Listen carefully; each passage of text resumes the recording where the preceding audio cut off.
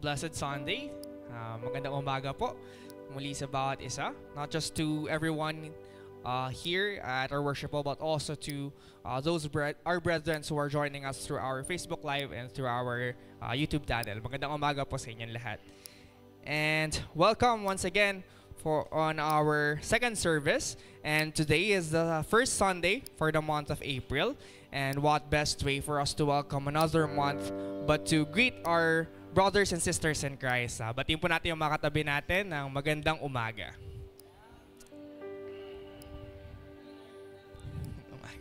Morning po.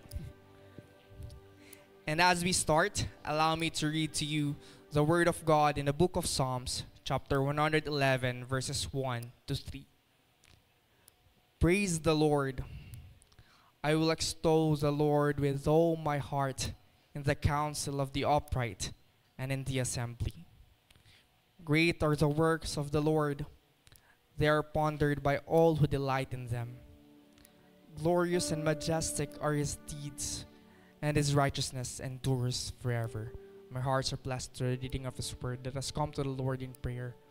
Father in heaven, we thank you, Lord God, once again for bringing us here at GCF Montalban to have fellowship with our fellow believers, to sing praises to your name, Lord God, to hear your word. Cleanse our hearts, Lord God. Make our hearts right and make us worthy to worship you, to lift you up on high. Bless us, Lord God. Bless each and every one of us and those brethren who are yet to join us, Lord God, later. Guide them, Lord God, and keep them safe as they go here. Maraming salamat, Panginoon. Bless us. All this we pray in Jesus' name. Amen. Ayan, good morning po sa ating lahat. Ayan, papuri sa Diyos dahil magkakasama tayo dito. Na-overcome natin yung bawat araw nang magkakasama tayo dito. And alam niyo po ba kung bakit? Kasi alam po natin kung sino yung pinangahawakan natin. At alam natin kung sino yung humahawak sa atin. Amen po ba? We are standing on the promises of God. Kaya tayo pong lahat ay tumayo at papurihan natin ang Panginoon. Standing on the promises.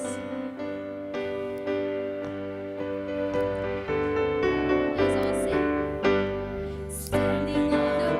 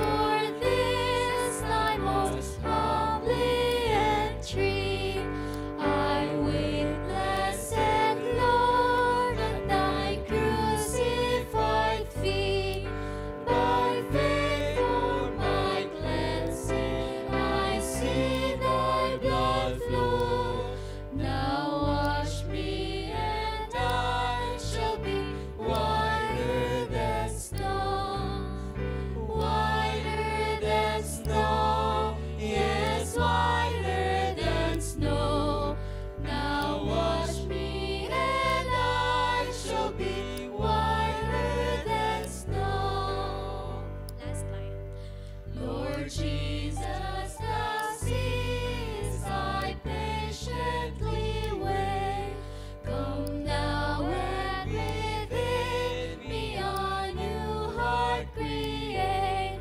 To those who have sought thee, thou never saidst no. Now wash me and I shall be whiter than snow. Whiter than snow, yes, whiter than snow. Now wash me and I shall be whiter than snow.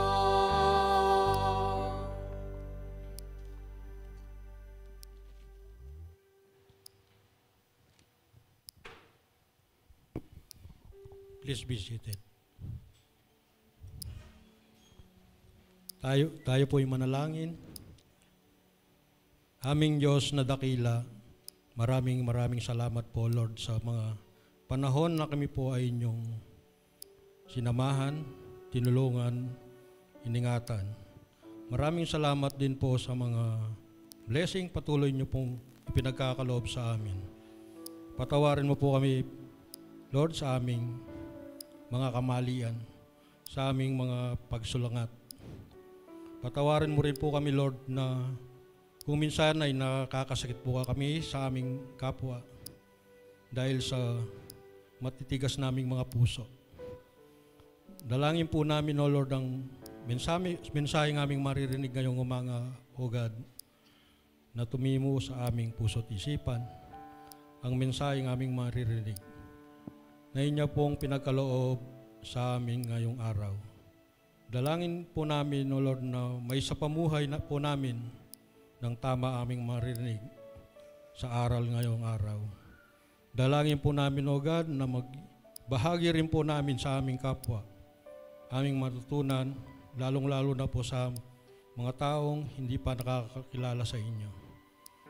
Dalangin din po namin, God, ang maghahatid ng inyong salita, ang mensahero ngayong araw na si Pastor Dave, Panginoon. Lukuban mo po siya ng banal na Espiritu. Nawa, Panginoon, ikaw lang po ang may taas at mapapurihan. Ikaw lang po ang mapapurihan ngayong araw, Panginoon. Dalangin din po namin, O God,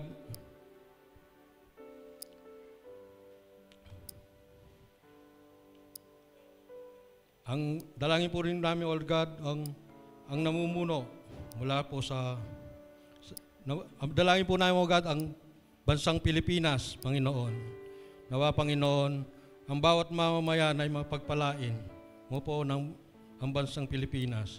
Dalangin din po namin, O Lord, ang mga namumuno na mula po sa Presidente, Vice-Presidente, at kanyang mga kabinete, Panginoon.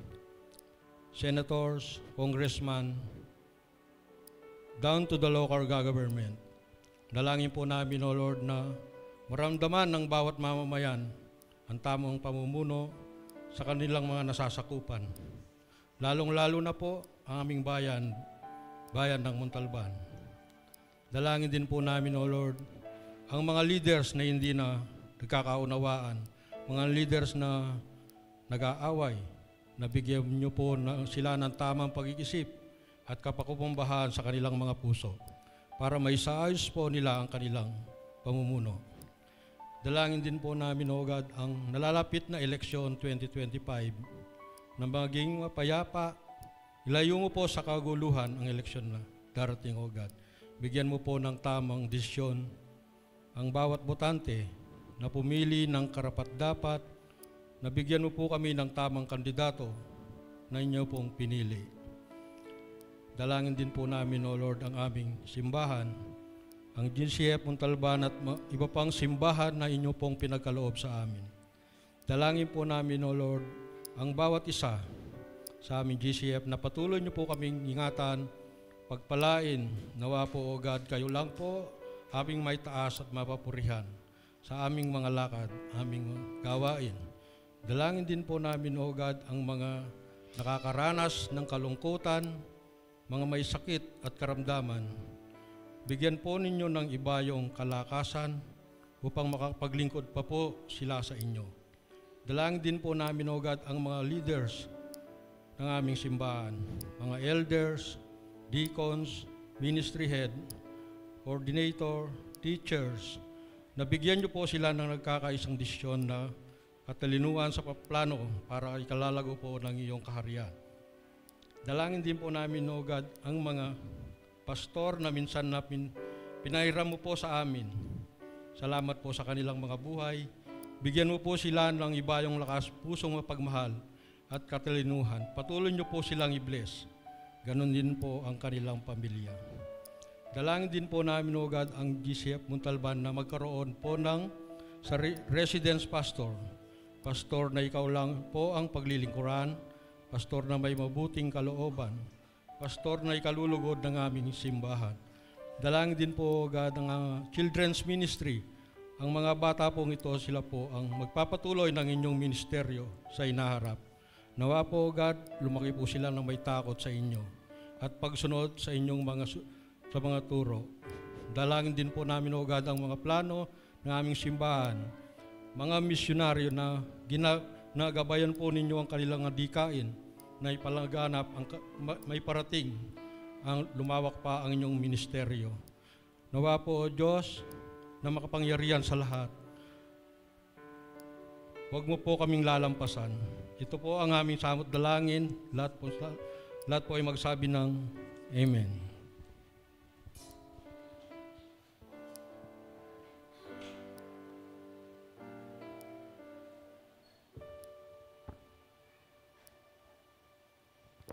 Today is the first Sunday of the month where we commemorate the life and death of our Lord Jesus Christ, whom He gave us for us. Let us hear and meditate on what Paul wrote in 1 Corinthians 11, verses 23 to 29. For I received from the Lord that which I also delivered to you, that the Lord Jesus, on the night when He was betrayed, took bread, and when He had given thanks, He broke it and said, "This is my body, which is for you. Do this in remembrance of me." In the same way, He also took the cup after supper, saying, "This cup is the new covenant in my blood. Do this as often as you drink it in remembrance of me. For as often as you eat this bread and drink this cup, you proclaim the Lord's death until He comes. Therefore, whoever eats the bread or drinks the cup of the Lord in an unworthy way shall be guilty of the body and the blood of the Lord. But a person must examine himself, and in so doing he is to eat of the bread and drink of the cup. For the one who eats and drinks judgment to himself, if he does not properly recognize the body." At this point, I will give you a moment. If there are unconfessed sins that you have committed against the Lord, please do it today.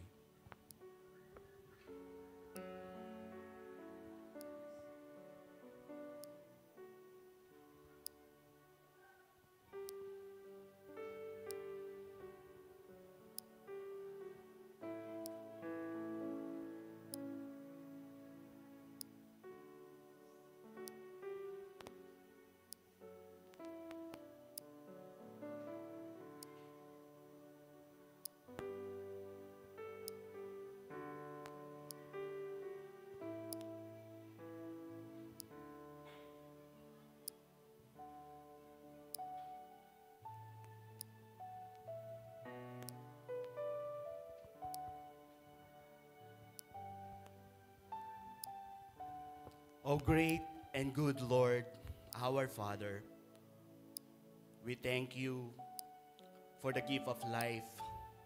We thank you for the forgiveness of our sin. We thank you for our Lord Jesus Christ, whom you sent. The reason why we receive your amazing grace, Lord, in our lives. Salamat po, Panginoon, sa kapatawaran ng aming mga kasalanan, sa buhay na walang hanggan na inyo pong ipinagkaloob sa pangalan ni Kristo Jesus. Amen. Let me call in the leaders, please, to assist me.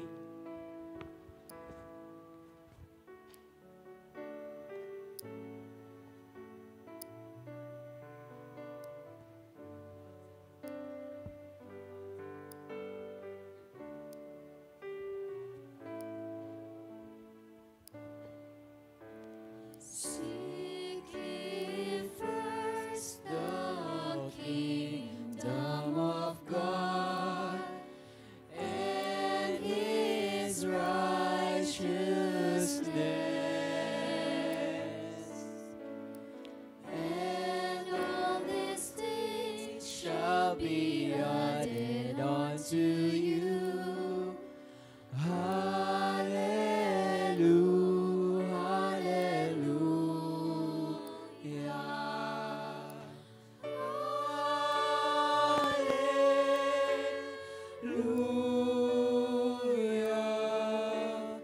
Hallelujah.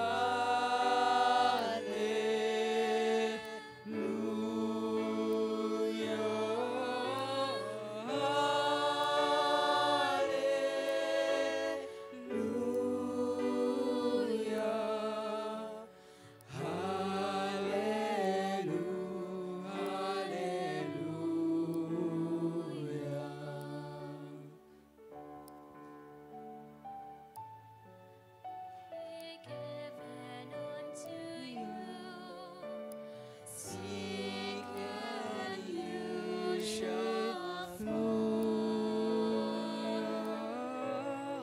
Knock and it shall be opened unto you. Hallelujah,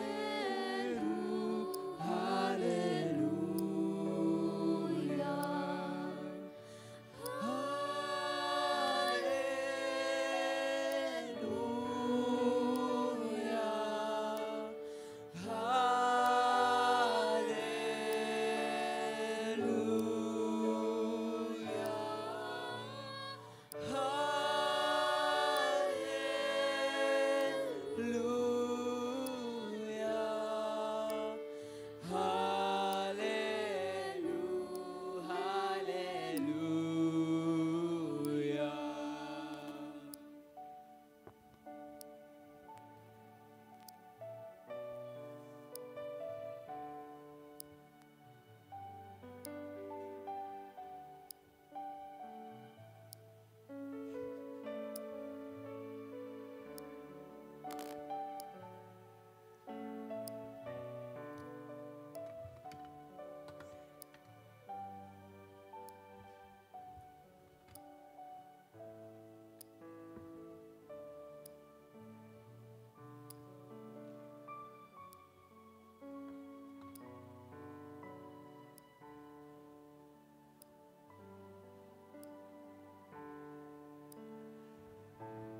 This wafer is the symbol of the body of Christ, which he gave up for our sake. Let us lift the wafer and say, "Thank you, Jesus, for your body that you gave up for me." Let's partake.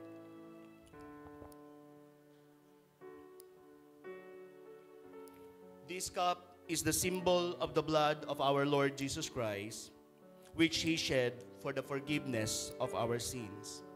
Let's lift the cup and all together say, "Thank you, Jesus, for your blood that you shed for me." Let us drink. Let us pray. Thank you, Lord, that we could do this to remember what you have done for us. Help us to live our lives to please you and honor you. In your name, amen.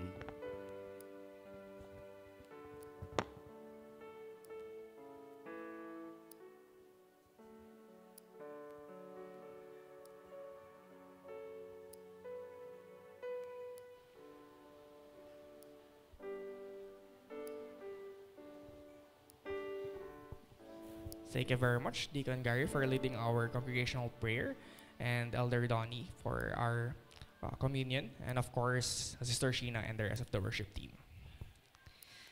Now, we would like to inform everyone that simultaneously while we are having our worship service, we are also conducting Sunday school classes upstairs, and children's ages 3 to 16 are encouraged to join. And our little ones ages 3 to 8 are maybe accompanied by their parents as they go upstairs. Our Sunday school teachers will be waiting for them there. And now let us prepare ourselves as we worship God through giving. God is pleased when we give with a thankful and grateful heart. He loves cheerful and hilarious giving. We give because He first gave His only begotten Son as evidence of His great love toward us. We give because we love Him. And just before we sing our offering song and pray for our offering, we would like to request everyone to make use of our offering envelopes and use the space labeled as tithes, which is intended for our general fund. And also you can give your offerings to the Lord, to our various ministries, as the Lord leads you to do so. This is over and above your tithes for the Lord. And if you need pencils or pens to use to fill out our offering envelopes, you can raise your hand so that our ushers could assist you. And also, you can opt to send your offerings and tithes through online banking, the details of which are being flashed on our screen. Also inserted in our bulletin is our praise and prayer item slip. You can write your thanksgiving or prayer petitions to the Lord, and after doing so, you can drop them off at the side of the usher's table after our service before you leave.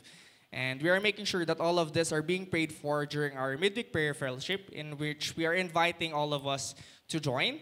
It is always held on Wednesdays from 7 p.m. to 8:30 in the evening. And now we would also like to briefly acknowledge that our flowers today are offered to the Lord by Sister Thelma Medina. So if everyone is ready to worship God through giving, let us all stand once again, as we sing our offering song.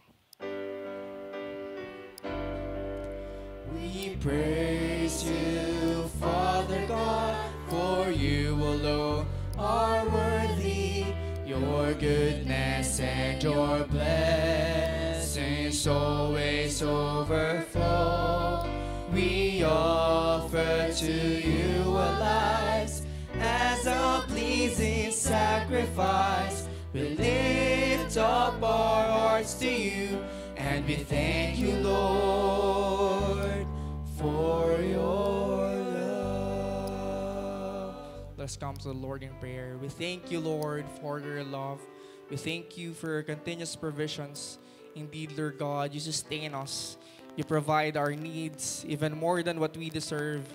Salamat, Panginoon, for the bountiful blessings. This opportunity, Lord God, to give back what's truly yours, Lord God. Salamat, Panginoon, dito. Nawa, Lord God, lahat ng ito ay magamit sa inyong gawain here at GCF Montalban. Bless all those who give, Panginoon. Give this back hundreds-fold, thousand-folds, Panginoon. Maraming salamat. Bless us all together. All this we pray in Jesus' name. Amen. Amen. We may all be seated. And now for our announcements. So today po, we have plenty of announcements. We have 6 to be exact. So please bear with me. And you can also see them in the bulletin, in the slip inserted in our bulletin. So isa-isayin po natin ito. Our first announcement is regarding our growth group survey. So as you remember, last Sunday, we already handed out the survey form. And today, if you are not yet able to fill out this survey, you can do so, and you can give them off to our ushers or drop them off at the ushers table after our service. This survey aims to gather data regarding our current active members and active growth groups. With this, we're encouraging everyone to be part of a growth group, or if you have a gift of teaching, we encourage you also to lead a GG yourself. By providing your information in the form, we can equip our GG leaders, build new growth groups by training new potential leaders, and become united as a church as we strive to spiritually grow together as what our 2025 theme cites: equip, build, unite. Our prayer for everyone is to become good disciples and to make disciples by knowing Christ and making Him known. And our second announcement is the breakfast fellowship initiated by our Men on Fire. We invite all men, lahat po ng kalalakihan, bata man, matanda, kabataan, single, married, young, retired, or you're working. All men of GCF Montalban are welcome to join our fellowship, Men on Fire Breakfast Fellowship, every third Saturday of the month. We will have a breakfast and spend time encouraging one another once a month. So reserve every third Sunday for this. Stay tuned for details, which will be posted on our Messenger GC, Lead to Serve. And if you are not yet a member of this GC, you can approach Brother Ray Pajarillo for you to be added. Our third announcement is our membership class and water baptism. So if you are regularly attending our services or joining some of our ministry activities, the evangelizing ministry is inviting you to a membership class, which we will be having on April 26th. This is a Saturday at 2 p.m. And the next day, April 27, on the second class, this is a Sunday right after our second worship service. Here, you will learn the basic doctrines that our church upholds, which include principles of baptism and teaching on our church membership. After the sessions, we expect that you will decide to apply for membership with a commitment to actively participate in the various ministries that our church is having, according, of course, to your God-given gifts. Those who will decide to obey in water baptism, that is scheduled on the May 1st, and the details of which I'll tell later. Be counted in this momentous event and become part of the growing family of GCF Montalban. Our ushers will be assisting you if you want to register your name. So dun po sa likod. And our fourth announcement, the Couples Bible Study Invitation. So we cordially invite all couples, lahat po na married couples natin, to join our second installment of our Bible study series on the Book of Song of Songs. It will be held next Sunday, April 13th. For this segment, our exhorter will be Brother Ray Pajarillo, and the study will take place here at our worship hall immediately right after our second service. And lunch will be provided, so libreng lunch po pala to. So you're welcome to stay and have fellowship with fellow couples. If you have any questions or inquiries, please don't hesitate to approach Brother Eric or Sister Hermit Anael. We look forward in growing in faith together. Our fifth announcement is our General Leaders Assembly. So lahat po ng leaders na ating church, all ministry leaders, sub-ministry coordinators, and growth group leaders are invited to join our first quarter General Assembly. Here, this will be held at our worship hall this week, April 9th. Holiday po ito, from 9 a.m. to 12 noon. Together, let us evaluate our accomplishments for the past quarter, the first quarter of the year 2025, and prepare for our upcoming programs for the next quarters. Yan, ang dami po, 5 na po yun. And last po, yung pinakahihintay po natin, our Church Family Day. So, this will be our Church Family Day for the year 2025. So, tag-init na po, kaya mag-swimming po tayo. So, summer 2025 is just around the corner, and we couldn't think of a better way to kick off the season but to have a fun-filled family day. We're inviting everyone, lahat po tayo, to join our Christian fellowship of laughter, games, and good times under the sun. It's a perfect opportunity to gather together, reconnect, and make our Christian bond stronger together. So join us this May 1st, 2025 at Donabel Resort, Barangay Manggahan, Rodriguez, Rizal from 7 a.m. to 5 p.m. Yan. Sobrang haba po. Sana wag tayo mangitim, no? So additionally, we will witness our new members decided to follow Christ in water baptism as they commit their lives to the Lord. So this is a pot blessed fellowship. So bring food for you and for others. The fee for the use of the resort is already covered. So blessing po. Palakpakan po natin yung nag-offer nito. Maraming salamat po. And however, we would love to receive support for our games and prizes, cash or in kind. So please come and have fun with us. We are inviting all of you once again. Don't forget to register now at the usher's table for this, or look for Kuya King, our minister assistant, for more details. And also for our further details regarding this, let us watch this video.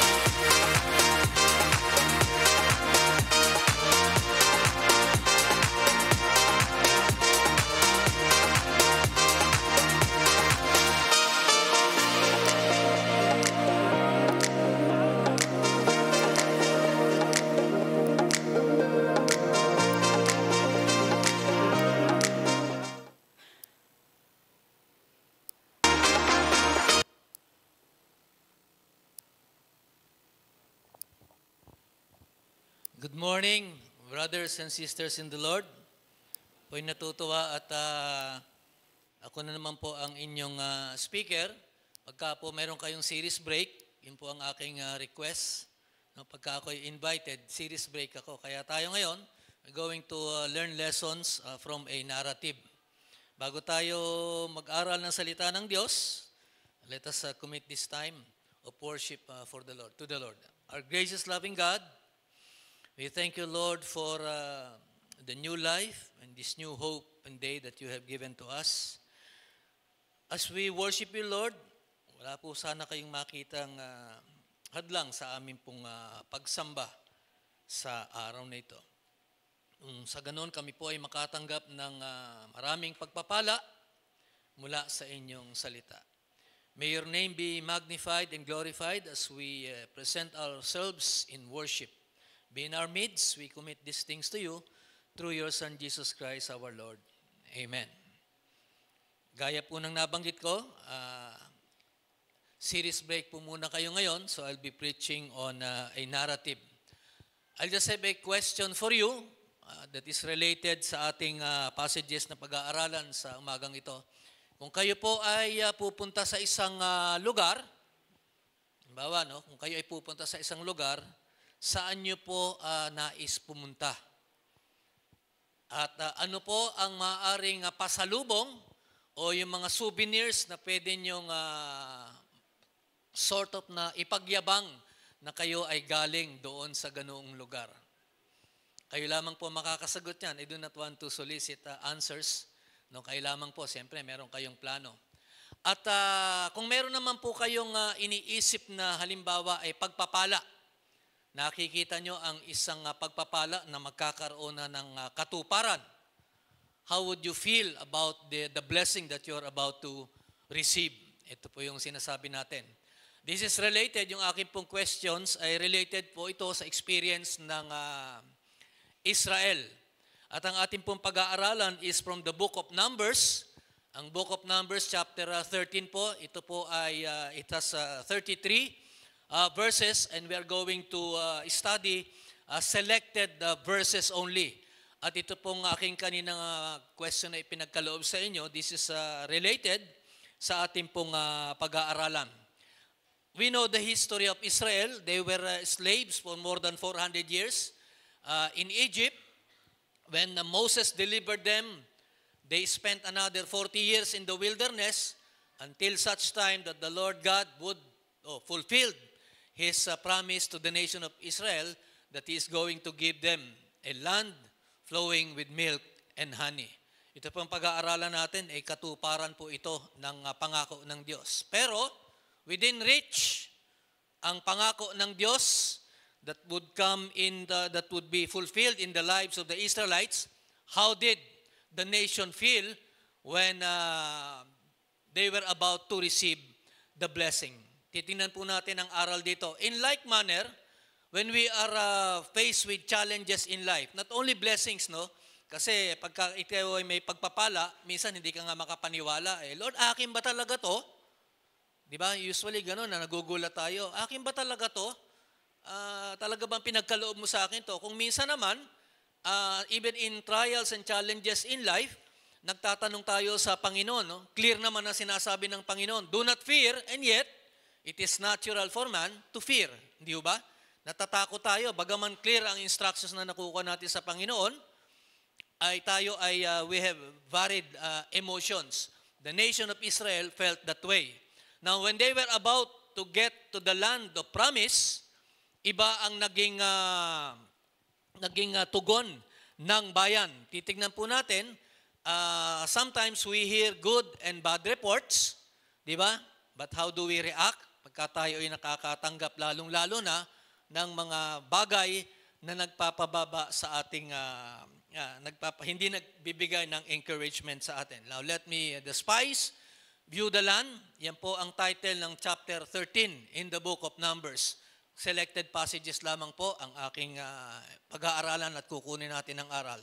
Now Moses chose 12 men, one from each tribe. Ang aking po mga passages dito, verses 1 to 3, and then we jump from verse 3, 17 to 20, and then yung iba na pong succeeding passages. Kasi hindi po natin na kailangan puntahan yung mga verses sapagkat makikita rin po natin doon. Pagka binasa niyo yung verses 4 to onwards, makikita natin yung tribes that represented the spies. Moses chose 12 men, one from each tribe. Alam naman po natin, Israel has 12 tribes, no? At yan po ay makikita natin in the other books of the Old Testament, lalong-lalo na sa first 5 books. To go into Canaan and search it out. That was the only mission, no? That the spies had at that time, to spy out the land, to search it out, to gather information about the people and their defenses or strength, its fertility, and vegetation. Now, dito po sa ating pag-aaralan, as a sample of Canaan's bounty, after 40 days, they reported to Moses and Aaron and the entire Israelite congregation. The spies brought back examples or samples of figs and pomegranates along with a cluster of grapes. So large, it took 2 men to carry it. Paano kaya yung paghawak ng mga na yan?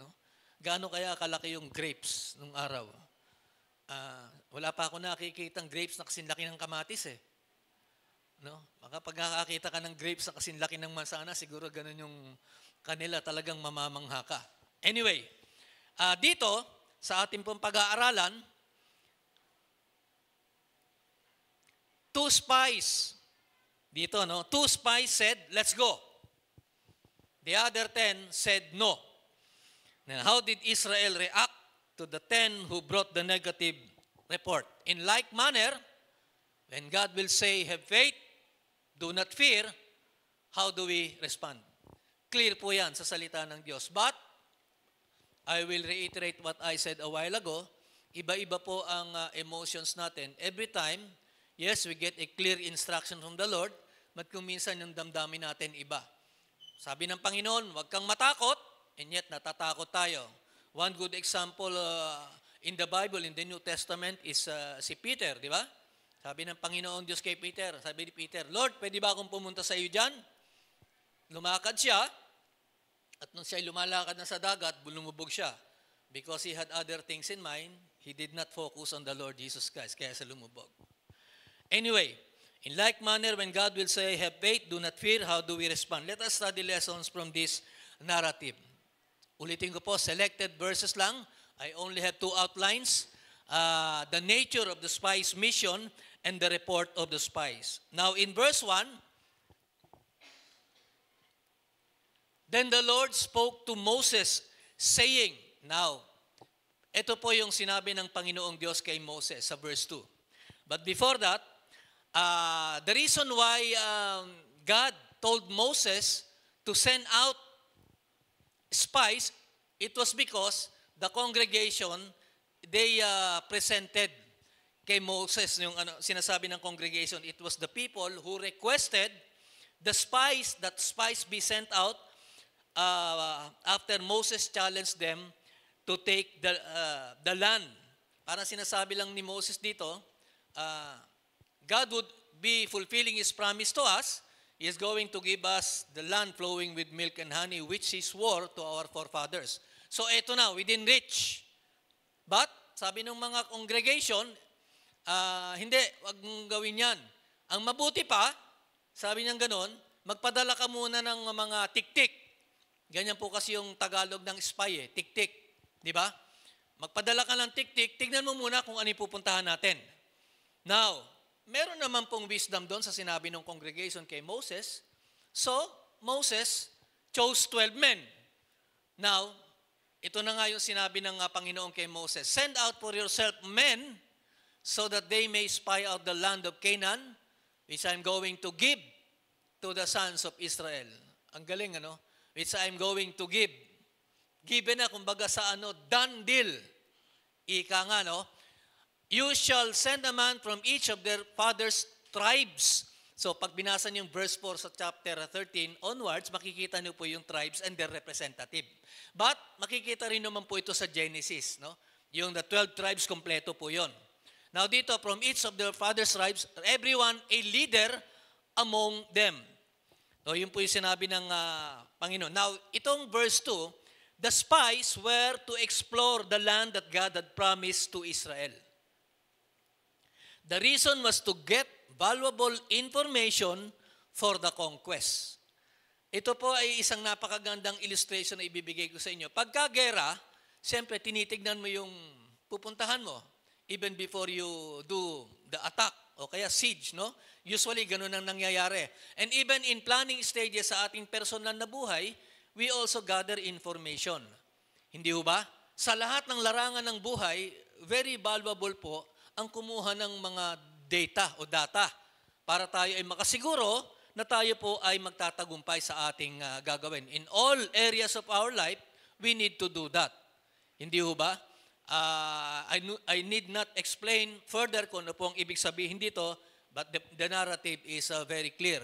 Send out for yourself from men so that they may spy out. Ganun lamang po ang instruction ng Panginoon kay Moses. So Moses did as the Lord God commanded. Now, talon po tayo sa verse 17. When Moses sent them to spy out the land of Canaan, he said to them, go up there into the Negev, then go up into the hill country. So clear po ang instructions ni Moses because when you are going to spy out a land or something, kinakailangan maganda yung vantage point mo. Kita mo lahat. Hindi ba? Yun yung maganda pagka tinitignan mo ang isang area, titignan mo kung saan, no? Yung maganda yung vantage point mo, kitang-kita mo yung kabuuan. So ganun ang sinabi ni Moses doon sa kanyang mga sinent out na spies. Go up there into the Negev, then go up into the hill country. Clear, dalawang lugar lang po muna, Negev and the hill country. Now in verse 18, see what the land is like. Tignan mo kung ano ang pagpapalang iyan na ipagkakaloob sa atin ng Panginoon. Siyempre, hindi nila alam no? Ang ibig sabihin po kasi ng a land flowing with milk and honey, it is all about abundance. And the Lord God, pag i-apply natin yan sa buhay natin, He would lead His children to a life of abundance. Ganyan po yan. The reason why, probably many Christians can say that their life is not abundant because may hindrance. Pagka tayo ay hindi sumusunod sa utos ng Panginoon Diyos, there would be times that God would hinder yung ating mga pagpapala. But dito, clear naman ang instruction, see what the land is like and whether the people who live in it are strong or weak, whether they are few or many. Tandaan nyo, yung konteksto nito. They are going to a land that they are going to conquer or possess. Hindi nila alam kung paano sila gagalaw. Take it from that context. Tandaan nyo, 400 years, they were slaves in Egypt. Hindi ba? And then when Moses delivered them from slavery, they lived in the wilderness for another 40 years. So napakalaki. Slaves. Pagdating mo sa wilderness, kayo-kayo lang yan. Wala namang ibang ano ron. For 40 years nga, walang ginawa yung Israel kundi mag-complain eh. And yet, ito na. Sabi ng Panginoon, I will bring you to a land flowing with milk and honey. The reason why the Lord God gave the instruction to Moses when he talked to Pharaoh, sabi mo nga kay Pharaoh, palabasin ang aking mga anak, palayain because I want my children to worship me. That is clear in the Bible. When the nation of Israel was in the wilderness, yes, part of their life in the wilderness was to worship, but kung babasahin yon, halos lahat, no, wala silang ginawa kung hindi mag-complain. But just the same, the Lord God fulfilled His promises to their forefathers. At ito na po ang katuparan within reach. But they have to have that wisdom bago sila pumunta ron. Gusto lamang nilang maniguro. In like manner, ganyan din po dapat tayo. When we are planning on doing something, whether that is ministry related or not, nagpaplano tayo for us to be able to have success. Ganyan po yan. In all areas, ulitin po sinabi ko kanina, in all areas of life. Verse 18, see what the land is like and whether the people who live in it are strong or weak, whether they are few or many. They were to determine the nature of the land. Weak or strong people in the land. Nagpatuloy pa si Moses sa kanyang instructions. In verse 19, how is the land in which they live? Ano kaya ang uri ng bayan na kanilang tinitirhan? He wants to be sure dahil alam nila, ulitin ko po, sa context po, galing po sila sa Ehipto eh. Wala naman silang sariling bahay doon. They were slaves actually. So kung ano lang siguro ibigay sa kanila ng mga Egyptian masters sila, doon sila nakatira. Wala silang masyadong comfort. But in the wilderness, wala naman mga structure doon. They were living in tents actually. Hindi ba? Ganun yung kanilang experience. Napakahirap ng experience nila. But here they are. The Lord God is fulfilling the promise. And yet, maaari, they were hesitant to go into the land to possess it. Pero sabi ng Panginoon, eto na, ibibigay ko na sa inyo. At alam naman natin yan. Pag ang Diyos ay nangako, magbibigay siya ng katuparan, ipagkakaloob niya ang katuparan. Now, in verse 20 again, ito pa yung clear ang instructions ni Moses, no? Napakaganda. How is the land? Is it fat or lean? Yan, masagana ba yan? O kasi siyempre yung sinasabi niyang lean in the wilderness, di ba? Complain nga sila ng complain. Wala nga silang makakain karne at that time. They complain to the Lord. Gusto lang nila makatiyak kung parang ganito yan eh. Hindi ba ako magiging alanganin kung pupunta tayo dyan? Now, are there trees in it or not? Siyempre, doon sa wilderness, konti ang puno doon. Disyerto yun eh. Make an effort. Ito yung isa napakagandang clear instructions ni, one of the clearer instructions ni Moses. Make an effort to get some of the fruit of the land. Now, the time was the time of the first ripe grapes. Alam niyo po, nabanggit ko kanina to sa first service, pagka binabasa ko yan, ang galing talaga ng Panginoon eh. He would see to it that when He would fulfill His promise of abundance, ito po ay nangyayari dito. Eksakto. Eksakto yung pag-conquer nila ng land, no? Talaga makikita mo yung abundance doon sa ano. Kaya lamang, titignan natin how did the people react when two reports were given. The congregation. Now, in verse 17 to 20, isa-summarize ko lamang po in verses 17 to 20, Moses in his instruction took careful steps to get information. He took careful steps to get information. Ano po ang lesson na makukuha natin dito? When we are making decisions in life, sa ating kapanahunan, ano man po yan, ano? Or assuming any responsibility, kinakailangan we need to gather and obtain all information for us to be able to proceed. Sabi nga nila, no, kinakailangan, meron ding common sense eh. Hindi ba? Sa lahat ng larangan, kumisan na nawawalan tayo ng common sense eh. Yung kasabihan nga eh. Common sense is not very common. Narinig nyo na yun? No? Hindi ho common ang common sense kasi may mga taong kahit na dapat maging practical ka, you make things complicated because you do not use common sense. Kaya yun ang sinasabi dito. And even in our life, pagka tayo gumagawa ng mga responsibilities, when we assume responsibilities, and when we make decisions in life, kinakailangan clear ang ating data o ang ating data. Because common sense is very valuable to be able to accomplish the purpose of God. Ito po yung mission ng mga spies. At pagkatatanungin ko kayo ngayon, first outline pa lang, ano ba ang mission natin? You have your own mission in life. God has made His instructions clear. Tayong mga believer, sa ating mga believer, ang clear instructions natin na as a child of God must be able to spread the good news about salvation. Clear po ang instructions natin dyan. Yan po ay responsibilidad natin sa ating Panginoon among the many responsibilities that we have as a child of God. Now, in verses 25, and then 27 to 33, let me, ito po na yan, the second portion of the outline is the report of the spies. In verse 25, when they returned from spying out the land, at the end of 40 days nilang in-spy out yung land. Just imagine, yung kongregasyon, sabi kay Moses, magpadala ka ng tao to spy out the land. O sige, nagpadala si Moses. So imagine niyo yun. The waiting. Ano na kaya ang nangyari doon sa 12? Iniisip siguro nila kung ano nangyari sa 12 eh. Ganyan ang attitude eh. Kahit na when they were in the wilderness, when Moses went up to God to get the 10 Commandments, 40 days hindi sila nakatiis. Ang tagal ni Moses. Aaron, ang tagal ni Moses, gawa mo kami ng Diyos-Diyosan. At ang gagawin mo, yan ang sasabihin natin, who delivered us from Egyptian slavery. Hindi sila makapaghintay. Just imagine, dito nga, just an information, doon sa pumasok sa Promised Land, 2 lang from the original 3 million plus. When Moses took out the nation from Egyptian slavery, 3 million people more, excluding women and children.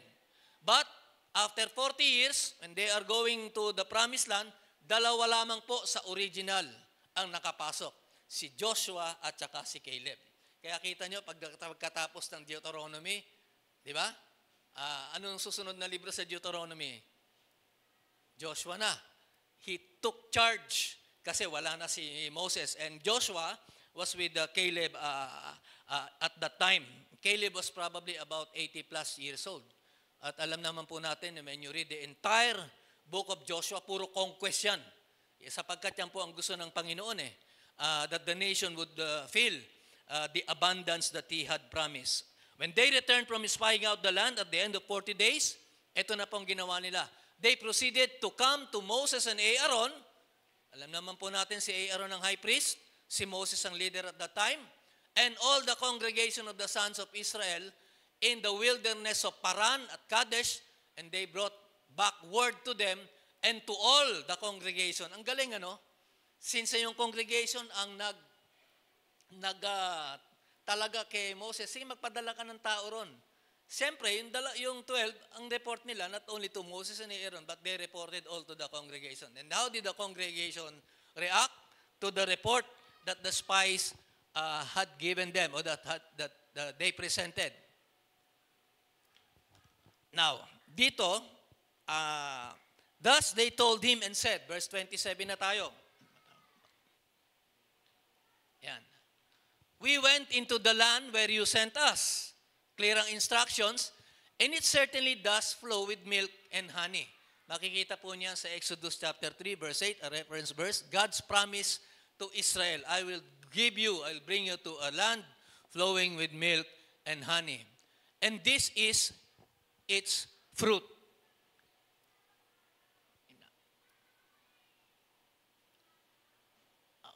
Okay. Punta tayo sa verse, before we go to verse 28, let me now proceed to verse 28. Nevertheless, ito yun nag-report ka, parang ganito yan Nevertheless, gayunpaman, after reporting sa verse 27, tama sa we found out that the land is really flowing with milk and honey. Nevertheless, gayunpaman, the people who live in the land are strong. Yun ang sinasabi na, and the cities are fortified. Siyempre, sa 40 years sila sa wilderness, wala naman silang fortress doon They were actually living in tents, and they were not enemies to any nation at that time. Ang Israel had many enemies after the first conquest. Pagpasok nila sa Canaan, sunod-sunod na yan because God was giving them lands at that time. Nevertheless, ganun pa man, the people who live in the land are strong, and the cities are fortified and very large. And moreover, higit pa rito. Yan. Parang, bigyan ko kayo isang magandang example na nangyayari sa pang-araw-araw na buhay. Ganito lang. Halimbawa, may magkumare. Yan. Halimbawa, may magkumare. Sabi nung kumare na sa kumare niya, alam mo, Mare, parang nararamdaman ko na makang meron ng minamahal ang mister ko. Yan. Pwede ba tulungan mo ako? Kasi kung ako ang titik-tik sa kanya, makamahalata ako, ikaw na lang palihim. Halimbawa, sinunod niya na pagtulong niya sa kumare niya, ito lamang yung example, dumating niya yung kumare niya. Alam mo, sis, tama pala yung nararamdaman mo. Meron ng ibang tinitibok ng puso si mister mo. Hindi lang yun. Sila ay nagde-date. Nako. Di ba? Ano sa tingin nyo ang mararamdaman ng isang report na ganun? Regardless kung anong report yan. No? Usually, pagka tayo nakakakita ng mga ganyang report, negative ang dating yan eh. Hindi mo naman pwedeng sabihin na, tama pala yung hinala ko. Siguro sa isang banda, pero you would feel disappointed because of the news. And this was part of the news, or this was the news na narinig ng mga buong kongregasyon. The spies reported that the land was good. However, the people in the land were too strong to be conquered. Hindi natin kakayanin to. Ang lalakas nila. Malalaki, literally, malalakas. We must not allow negative reasons or causes to hinder our plans. Ito yon. Ano man po ang pinaplano natin para sa ating buhay, even at this very moment, kinakailangan tignan natin yung pros and cons. Di ba ganyan ho yan? At higit sa lahat, we need not fear. Hindi natin dapat maging dahilan yung ating takot, yung mga pangamba natin, o ibang bagay to hinder our plan to proceed. Pagka ganyan kasi ang iniisip natin, iisa lang ang ibig sabihin yan. You do not consult the matter to God. But when we consult the matter to God, meron po tayong participation dyan in the many plans that we are going to make. Yun ang sinasabi natin. Bibigyan natin sa Panginoon. Nakalimutan yata ng Israel that the Lord God had promised them to lead them to the land flowing with milk and honey. Pero nung nakita nila yung lugar, hindi na nila kaya. Di ba? Kaya nga maganda itong istoryan to because ang ganda ng ginawa ni Moses, ang ganda ng ginawa ng Panginoon na binigay niyang instruction kay Moses.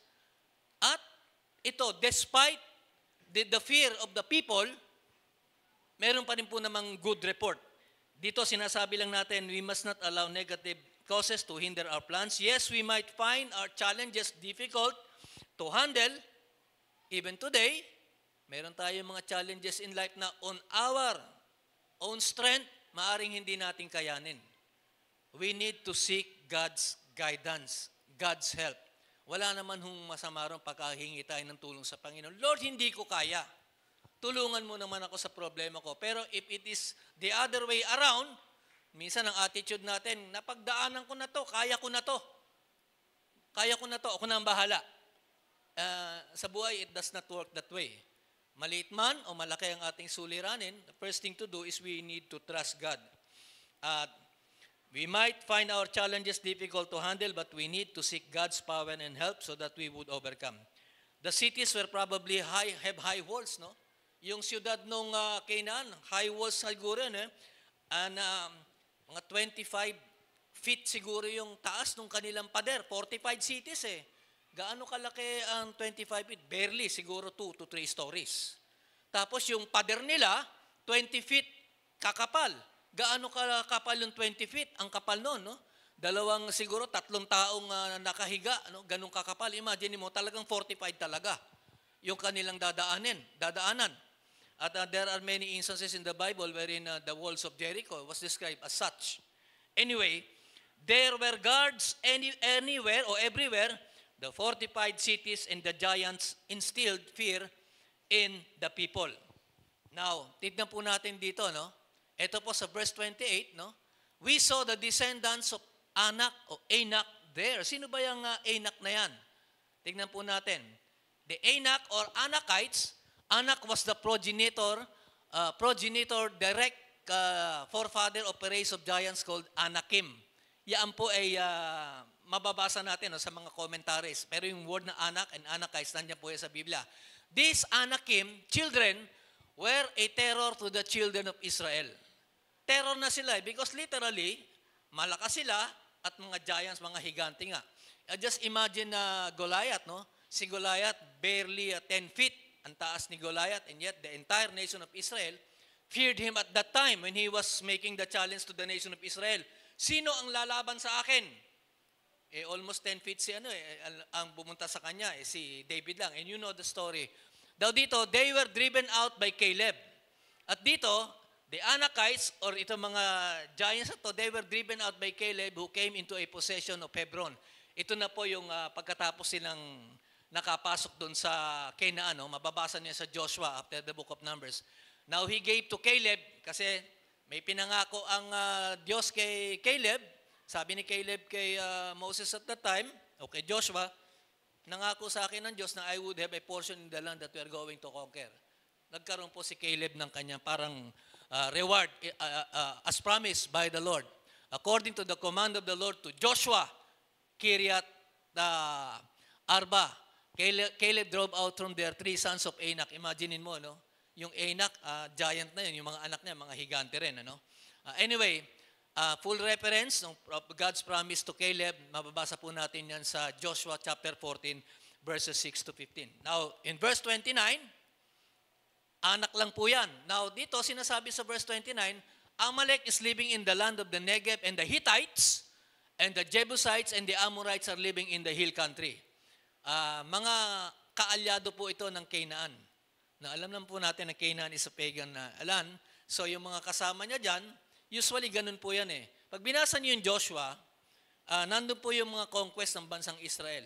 Hindi lamang po isang bansa minsan ang kinoconquer ng Israel, minsan nag-aalayan, nagkakampi-kampihan against the nation of Israel. Ganun po sila at that time. At pag binasa niyo po yung 2 Kings o 1 Kings, ganyan din po ang makikita no. Nations conspired, nations allied one with another to be able to defeat Israel. During their time, gusto na nilang ma-annihilate ang Israel. And even sa panahon natin ngayon, what is happening sa Palestine, no?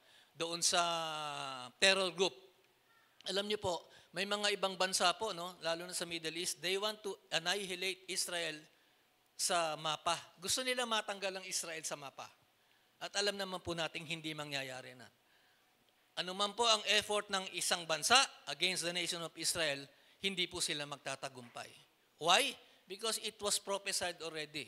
Na even before the coming of the Lord Jesus Christ, on when the Lord Jesus Christ comes back, He would first deal with His nation. E paano kung ma-annihilate yan? The Lord God would not deal anymore with Israel. Pero in order for the prophecy to be fulfilled, kaya hanggang sa ngayon, ako po personally naniniwala, God is protecting Israel. A very small nation, and yet, pagka binignan nyo, they have the most powerful weapons of warfare. Nakakamangha po yan. Ginagawa po ng Diyos yan sa kanyang bayan to be able to fulfill His promises. Amalek is living in the land of the Negev and the Hittites and the Jebusites, and the Canaanites are living by the sea and by the side of the Jordan. Si Amalek po, maiko-consider natin si Amalek, siya po ang maituturing na chieftain of the Edomites. Yung Edomites po, descendants ni Esau, at ito po ay the Amalekites were always bitter enemies of Israel. Imaginein mo, no? Amalekites lang yan. Galit na galit sila sa Israel. So they would really do everything so that Israel would be defeated. Kaya kahit meron pong allied nations na nung unang panahon against the nation of Israel. Sometimes alone, sometimes to ally with other tribes. Ganyan po ang ginagawa ng enemies ng Israel. Now in verse 30, then Caleb quieted the people before Moses and said, we should by all means go up and take possession of it, for we will surely overcome it. 12 spies, 10 gave a bad report, 2 spies, good report. Kung isipin nyo, no, sa atin po, no, kalakaran po yan, no, in any setup, di ba, usually majority rules. Di ba? Kung ano sinasabi ng mas nakakarami, yun ang dapat natin pangunahan. Pero yan po ay kalakaran ng tao. Pero kung minsan, the minority, meron pong boses yan. But during their time, may boses ang minority sa kanila. Because credible naman po si Joshua at saka si Caleb. Sabi nga rito, no, we will surely overcome it. Tayo ay magtatagumpay. Sigurado yan. Bakit? Ganito attitude ni Caleb because nanananga siya sa Panginoon. And in the many years of Caleb's life, he was able to experience God's goodness sa nation of Israel lamang. No? Alam po natin. At sa ating buhay, ganyan tayo. When we are faced with challenges, ganyan ang attitude natin. Ano? Meron akong challenge na bago galing sa Panginoon. I would be able to overcome this challenge. Magpo-focus lang ako sa Panginoon. Kaya lamang, minsan, sineset aside natin ang ating Panginoon sa ating mga decision making and even in the many responsibilities that we have. The people reacted to the report and Caleb agreed to the report of the 10. Ang galing ano. Tama yung sinabi nyo. Oh, nakita natin, kasama tayo, maglabindalawa tayo. Yung nakita nyo, nakita rin namin. Pero ibang pananaw nila, kaya natin, we will overcome. Pero yung 10, no? Hindi na nila, sinabi nila yung report, pero they gave a discouraging report doon sa the nation of Israel. Now, dito, so, they reacted, but the 10, gave a negative report. Si Caleb encouraged the people that with God's help, they can overcome.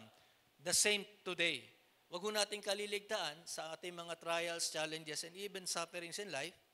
We can overcome kung mananangan tayo sa Panginoon. Pero kung hindi ka mananangan, magpapatuloy tayo sa katigasan ng ating ulo, hindi tayo maaaring magtagumpay.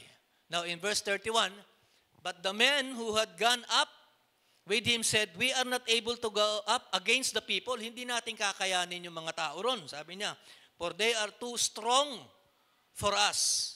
Kumisang ganyan din ang hindi ko kakaya yan. Di ba? May attitude tayong ganun no? Negative ka agad ang hindi ko kaya yan. Baka hindi ko kayanin. Di ba? Talk about Michael Jordan. Si Michael Jordan, hindi naman niya sinasabi sa sarili ng hindi ko kakayanin. People are telling him, hindi mo kaya. Hindi ganyan ang required height namin na hinahanap namin sa Adidas lang, maging endorser. No? Hindi mo kakayanin. But Jordan, Michael Jordan, sige lang, laro lang siya ng laro. No? Many times he was turned down, but nakita nyo naman ngayon, kahit na po siguro dinedebate kung sino ang greatest of all time, ako, personally ko, I choose Michael Jordan. No? More than LeBron James. Ang sinasabi ko lamang po rito, there are people who would tell us we cannot do. Kung makikinig tayo sa kanila, maaaring mawawalan tayo ng gana. Pero may wisdom po rin sa sinabi ni Caleb. He quieted the people. Sandali. Tama yung sinabi nila. Pero we will overcome. Dahil nanangan siya sa Panginoon. Kahit na sinabi nung sa verse 31, they are too strong for us. Now let's move on in verse 32. So they gave out to the sons of Israel a bad report of the land which they had spied out, saying, the land through which we have gone in spying out is a land that devours its inhabitants, and all the people whom we saw in the men are of great size. Now, the report of these 10 men, they were evil. It heightened, nagpa-elevate, nagtaas ng the dangers of the people in the land. Hindi pa nga nakikita nung kongregasyon yun, no? Pero yung report nila, it was already a discouraging report. It instilled fear among the Israelites, and they expressed hopelessness and faithless attitude toward God and His promise. Pag sinabi ng salita ng Diyos, hindi kita pababayaan, manangang karon dahil totoo yun. Kaya lamang, kung minsan, natural kasi sa ating mga tao yun, pagka tayo ay nakararanas ng mga pagsubok sa buhay, ganun talaga ang ating, ilang minutes na lang. May usapan nung kami nito matatapos na pala ako. Anyway, nasa verse 32 na ako Anyway, we can, in verse 33, sabi nga, that devours our inhabitants, all the people whom we saw in it are men of great size. Sabi nga rito, in verse 33, there also we saw the Nephilim. The sons of Anak are part of the Nephilim. Mga giants po. Talagang totoo po yun. During their time, meron po talaga mga higante. Now, how tall? We do not know. But giants, according to many theologians and commentaries, they really existed. Gaano kataas ang higante? Siguro mga 4 stories. We do not know. Di ba? Ang tingin nga nila para silang mga tipaklong, locust. Sabi nga rito, And we became like grasshoppers in our own sight. Sa tingin namin, tinignan namin yun, literally maliit kami. Kaya hindi natin kakayan. And so, we were in their sight. Now, ganun po yung report. Good report and a bad report. Now, tignan natin kung ano ang mga lessons that we can learn from this brief narrative. I'll give you 3 lessons, pero 2 lamang po nakalagay dito. When we make decisions and assume responsibilities, we have to obtain knowledge and information. That's a given. Kinakailangan we are careful sa ating pong gagawin in order to be successful, like what Moses did. Dito po sa lesson number 2, it is easy to forget God's promise when we fear. Hold on to God's power and wisdom. Do not allow difficulties to hinder us from what God desires for us. At alam niyo po, no, nag-uusap nga kami ng misis ko kanina after the first service. Napakaganda po nung wisdom na binigay sa akin ng aking misis. Sabi niya, bakit hindi mo i-incorporate yan, yung lesson number 2 mo, sa paghahanap ng Joseph Montalban ng pastor and the place to move? Sabi ko, maganda nga. Sige, I'll mention it. So kayo, you do not have a pastor right now, di ba? Wala kayong resident pastor eh. But there are elders who would step up. Ako po ay nagtitiwala ako sa mga elders nyo. No? But just allow them more time for you, the congregation, to be able to have really the man chosen by God to lead you dito sa iglesia. At hindi rin po malayo na kayo po ay maghahanap ng lugar later on. Kanina, marami na rin yung per service eh. I do not know kung nag-i-increase kayo. Pero nga kayong membership class eh, no? And talaga, that is the only way to go, no? To increase in number, no? We do not want to increase in number, pero mas maganda kung nakakakilala kay Kristo. But in those two challenges, wala kayong resident pastor, and later on, you might be looking for a place. Well, by all means, kayo pong iglesia, you pray about it. Prayer po ang napakahalaga. And number 3 lesson natin dito, na hindi ko nalagay dyan, we must be willing and ready to take the unpopular stand. No matter how unpopular ang stand o ang counsel na binibigay sa atin, we need to focus on God so that we will be able to proceed. We must be men of conviction, not giving easily to what others suggest or to what others practice. Dito, tatapusin lamang po natin to Numbers 13, ano? Pag binasa niya, madali naman yan because this is a narrative. May mga lessons kayo makukuha, and some of the lessons that you have now are portions lamang po. Pag babinasa niyo yan, you may find some more lessons na appropriate sa ating buhay. But dito ho, ang isang napakagandang kapamaraanan dito, how do we apply the passages that we have learned in simple words or in a simple statement? Focus on God, focus on His promises, focus on the character of the Lord God. You would never go wrong. I would now lead us in closing prayer. Pagkatapos ko po ng closing prayer, i-recognize po yung mga bisita. Wag po muna kayong aalis. We have a closing song after this benediction. Ito pong prayer ko, this is already the benediction, but meron pa po tayong portions of this worship celebration. Let me lead us in a benediction prayer. Dakila naming Ama, marami pong salamat sa paalala at sa aral na ipinagkaloob mo sa amin. Panginoon, I pray that you would bless Joseph Montalban with a pastor, Lord, and eventually with a place that they can call their very own. Hindi po malayo yan, Panginoon Diyos. Manangan lamang sila sa inyong pangako na hindi mo sila pababayaan sa lahat ng kanilang pangangailangan. And in like manner, allow us, Lord, your children dito sa Montalban to be faithful, stewards ng lahat ng ipinagkakaloob mo sa amin. I pray, Lord, that you would even grant favor sa mga pananalangin ng aking mga kapatid dito sa pananampalataya. Whether that is personal or extended to any member of the family, I pray, Lord, that you would grant the desires kung loloobin mo at ayon lamang sa inyong takdang panahon. Sa mga darating na araw, pagkalooban mo kami ng karunungan, para ang aming pong pamumuhay ay magpakita ng katapatan, kalinisan at kabanalan sa inyong banal na harapan. Pagpalain mo ang inyong mga anak, hindi lamang po, Panginoon Diyos, sa aming mga pang-araw-araw na pangangailangan, kung hindi igit sa lahat, sa paglago sa aming pananampalataya. Sa iyo ang lahat ng papuri, sa pangalan ni Jesus. Amen. Gandang hapon po sa inyo.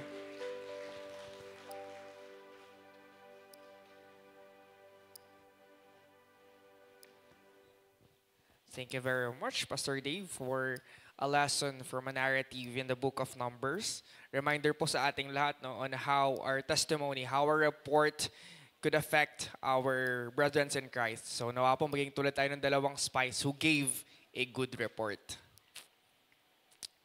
And it has been customary here at GCF Montalban to acknowledge and greet our birthday celebrants for each month. So now, in the first Sunday of the month of April, we would like to greet the celebrants for the month of April. And in honor of your birthday, please watch this video that we have prepared for you.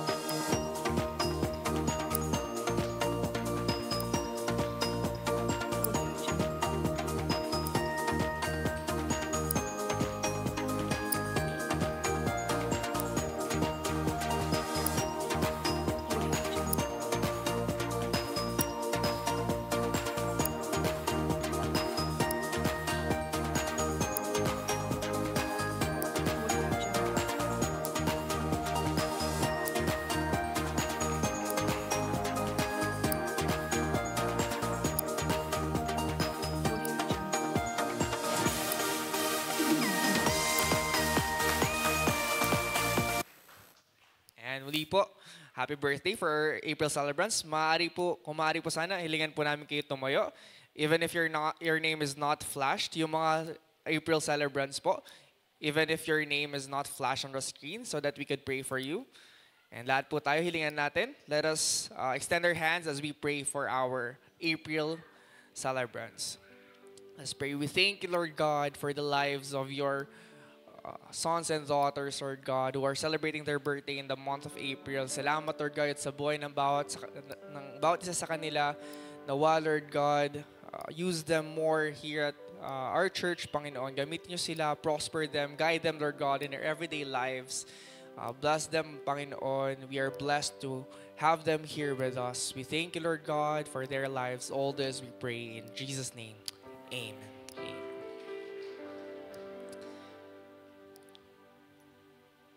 And before we let you go, we would like to encourage everyone to please return our bulletin after our service. Ganon din po dun sa ating survey form. So the accomplished survey form, you can drop them off at the usher's table before you leave after our service. However, the slip inserted in it, yung naglalaman po ng stewardship report natin and the announcements, is yours to keep with you. And at this time, of course, we would like to recognize our guests and visitors. So if you came here for the first time, mga unang attenders po natin, or kahit po second or third time but you are not yet welcomed in our welcome center, meron po ba tayong first time attenders? Second time? Sige po. Wala po. So if there's none, maaari po ay hilingan ko bawat isa na tumayo and shake each other's hands so that we could welcome one another and sing our welcome song. We welcome you today to our fellowship. We are glad to see you share your life with us. As a family, we'll grow together, worshiping our Lord and King with all our hearts. We welcome you to GCN.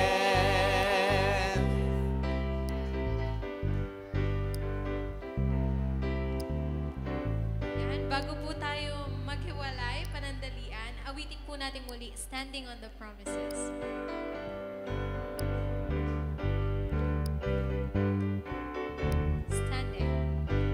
Standing on the promises of Christ my King, through eternal ages let His praises ring. Glory in the highest I will shout and sing, standing on the promises of God.